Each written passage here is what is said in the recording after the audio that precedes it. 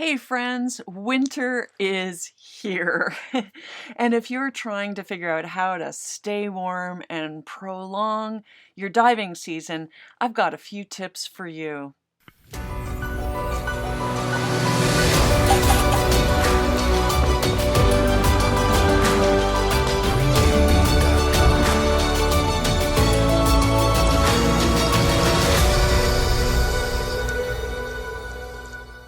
One of the most important parts of staying warm is to use effective layers. Layers that manage moisture when you're out of the water and give you loft and insulation underwater.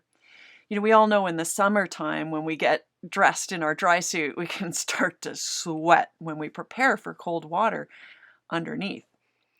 So it's really important to have a wicking layer close to your skin. If you think your favorite cozy cotton sweatsuit is going to do the job, it's the worst thing you could possibly wear. Cotton is not good. You need wicking fibers to move that sweat away from your skin and out to the outer layers so that you're not damp and freezing.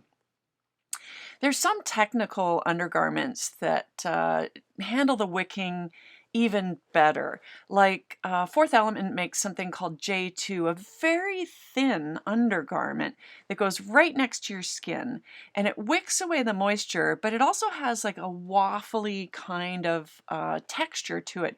So there's a lot of air trapping there, and that's good for insulation. It also has some antimicrobial features thanks to silver ion technology that means that you're not going to be stinking horrible after a week of diving in it. Another great layer for right close to your skin is just natural merino wool. Again, merino wool does wick the sweat away from your body. It gives you some insulation, but it also has antimicrobial features. In fact, merino wool is incapable of holding body fats in its fibers. And what that means is it won't hold the stuff that stinks. So your skin may stink when you get undressed at the end of the day, but if you just hang up that merino or any other good technical base layer and let it air out and dry, it won't smell. You might still need a shower, but it won't smell. That's why merino wool is so fantastic for outdoor adventure base layering. I have socks, hats, gloves, everything made of merino wool. So the loft of your undergarment is also really important, meaning it needs to be able to trap air. As you all know, that's how you stay warm in a dry suit. So in the early days when we couldn't figure out how to stay warm and when there were no technical undergarments, we had some pretty crazy ideas about what we could do. We used to take these old grass-like artificial turf mats and cut them in a piece to cover your chest. And I know you're thinking, why are you wearing a bath mat close to your chest? Well, it's not actually a bath mat. It's that really coarse stuff that doesn't collapse. Essentially what we were doing is we were creating a layer of insulation that would trap air next to our chest. Why our chest? Well, obviously your core gets cold, but imagine yourself in horizontal trim. When you're in horizontal trim, the water pressure is pressing up on the underside of your body. And if it can compress your undergarments or even like a neoprene suit, if it can compress that part of your body's going to get cold. So that was our attempt to create an insulating layer of air. So uncompressible technical undergarments are really handy for passive heating. So as you plan your undergarments, think about focusing on the core, but don't forget the groin area and the neck where there's a lot of circulation. These parts of your body can get cold too. I wear an undergarment called a Halo 3D from Fourth Element, and that has actually what they call body mapped insulation, meaning they've figured out where you're losing your heat. They've put extra thick layers in those regions, but they've still allowed like the joint areas to have mobility, flexibility, so that they can also minimize buoyancy, because you don't want to be like so big that you can't move or you can't reach your valves. And that's a good test for your undergarments as well. Like, get dressed up, undergarments and dry suit. Can you still reach that dry suit valve, or do you need to make some modifications? So after diving, also think about evaporative cooling. So if you sweat in your dry suit before you dive and then you peel it off on the boat in the wind, obviously a lot of evaporative cooling is going to happen and you're going to get chilly. So whenever you dive, well, dry or wet on a boat in cold weather, take some dry, warm clothing just in case. It might help you if you've been sweating too much before the dive, or if you accidentally like screwed up your seal and you got water in your suit. And that's another point. Your undergarments, like if they're cotton, for instance, they're not going to keep you warm when you're wet, if you flood your suit or if you sweat. Where a technical undergarment will still give you insulation, even if you're wet. It sort of turns more into a thick wetsuit than a dry suit. Another feature of dry suit undergarments that I find important because of the frequency of my diving is washability. So you want to be able to easily throw things into the washing machine, into the dryer, to get them dry quickly so you could dive the next day. Again, it's not just for you, but it's for your buddies, so you don't reek like a 6-month-old unwashed undergarment. Other things that you can do to stay warm include adding a thicker hood.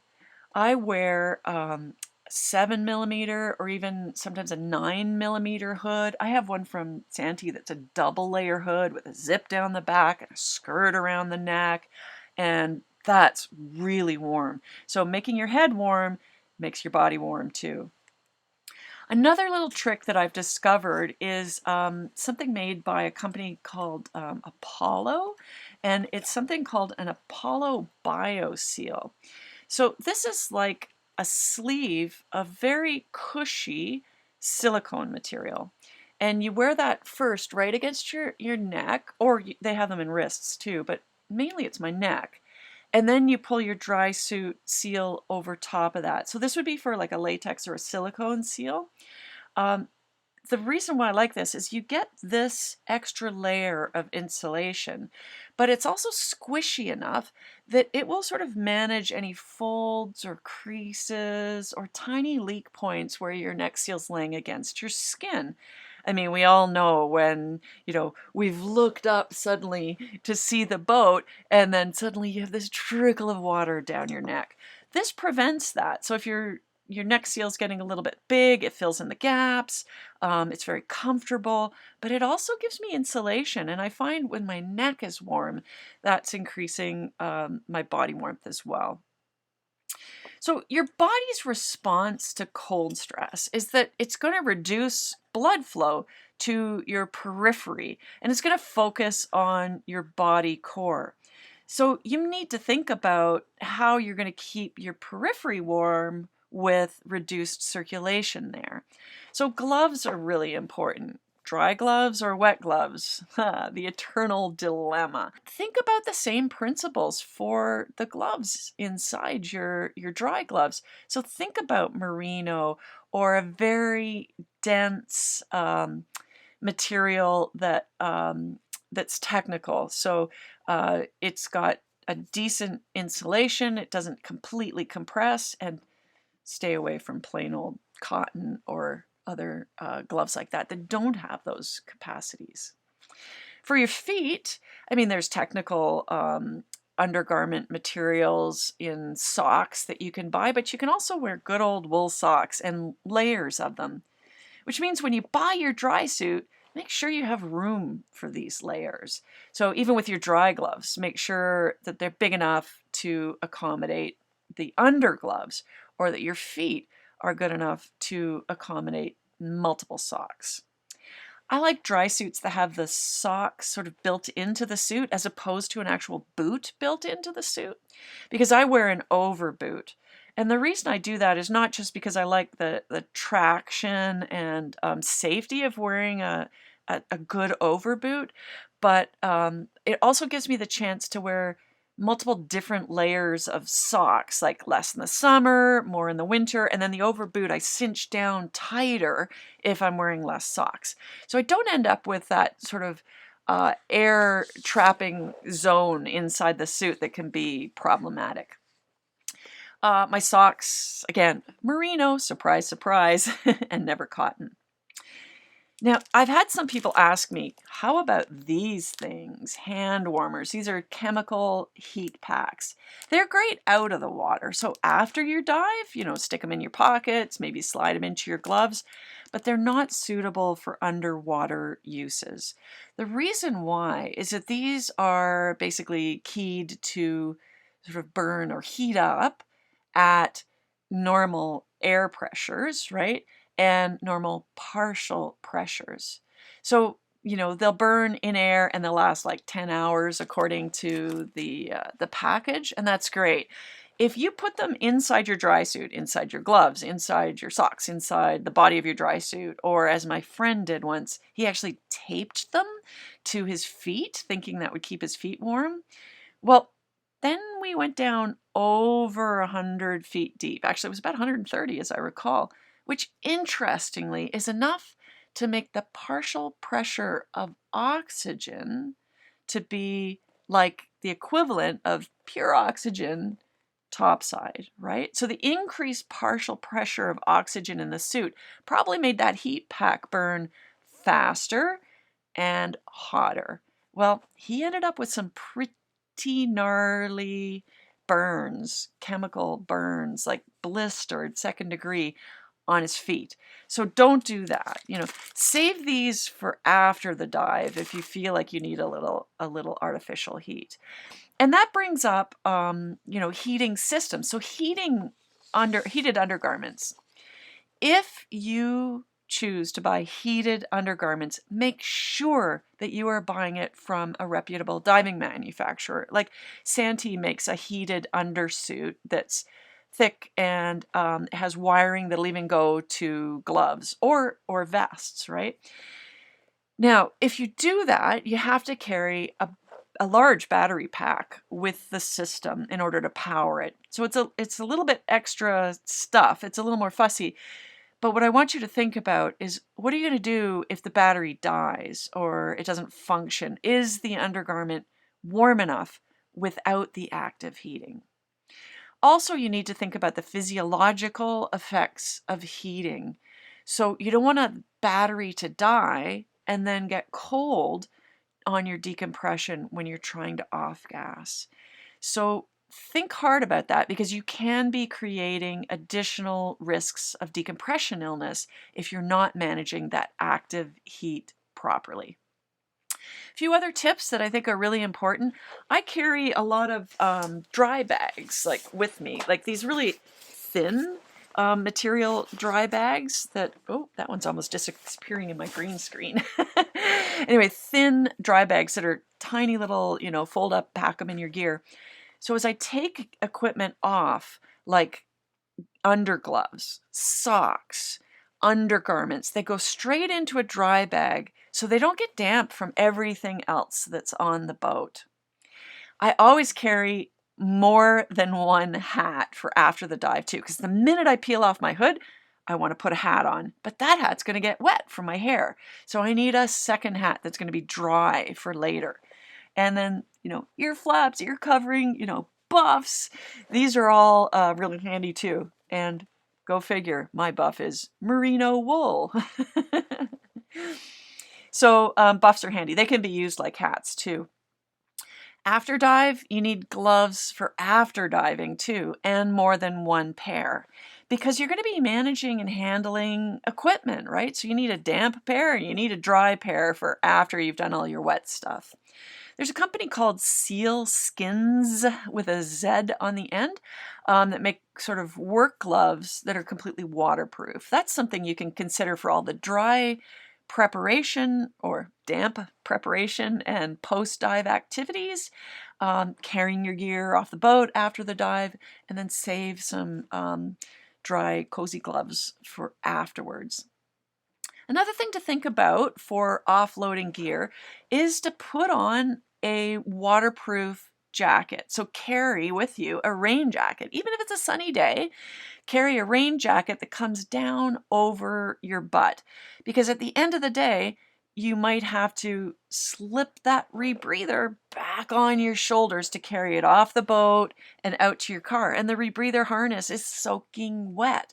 And the last thing you want to do is get your last dry clothes wet. So bring a raincoat, put it on, and then put your gear on to carry it off the boat. Get a long tail to cover your butt. Final couple of tips I have are for undressing.